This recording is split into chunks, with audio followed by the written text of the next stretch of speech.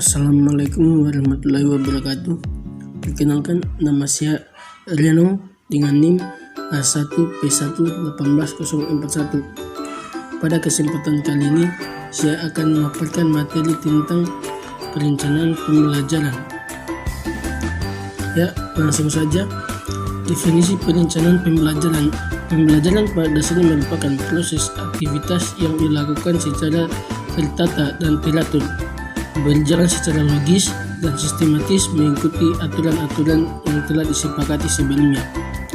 Setiap kegiatan pembelajaran bukan merupakan proyek keinginan dari guru secara sebelah pihak, akan tetapi merupakan perwujudan dari sebagai keinginan yang dikemas dalam suatu kurikulum.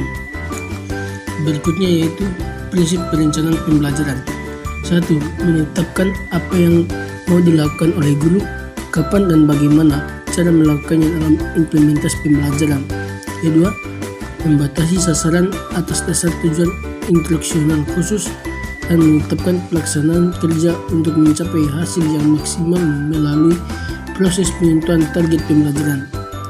Ketiga, mengembangkan alternatif yang sesuai dengan strategi pembelajaran. Keempat, mengumpulkan dan menganalisis informasi yang penting untuk mendukung kegiatan pembelajaran. Yang kelima, mempersiapkan dan mengomunikasikan rencana dan keputusan-keputusan yang berkaitan dengan pembelajaran kepada pihak yang berkaitan.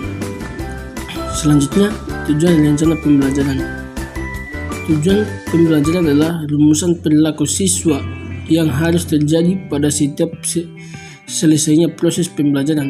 Oleh karena itu, rumusan pembelajaran harus mencerminkan perubahan yang spesifik, mudah dikontrol dan terukur dalam setiap jenis perubahan yang telah dimiliki oleh siswa dari hasil belajar yang telah dilakukannya.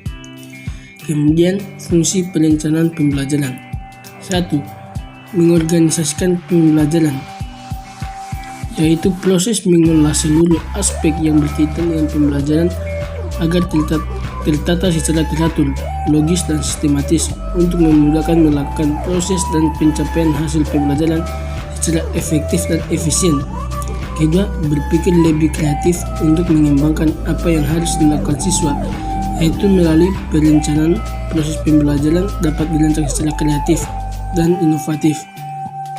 Dengan demikian, proses pembelajaran tidak dikesankan sebagai suatu proses yang monoton atau terjadi sebagai suatu rutinitas. Ketiga, menetapkan sarana dan fasilitas untuk mendukung pembelajaran.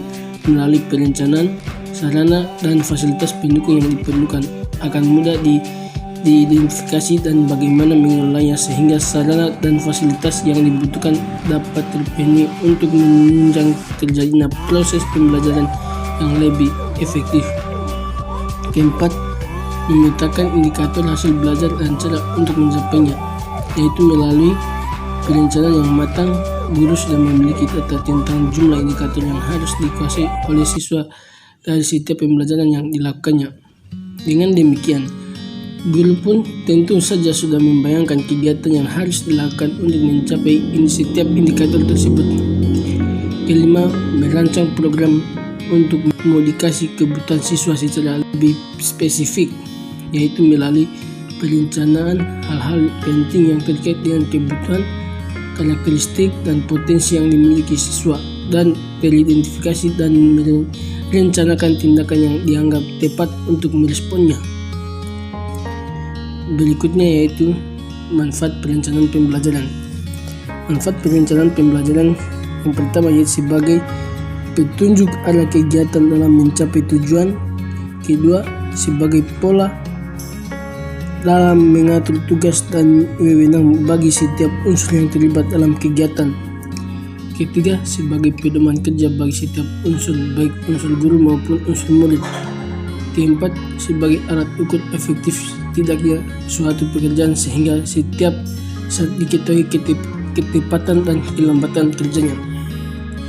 Ya, itulah materi yang saya bawakan pada kesempatan kali ini. Lebih dan kurangnya mohon dimaafkan. Sekian dan terima kasih. Assalamualaikum warahmatullahi wabarakatuh.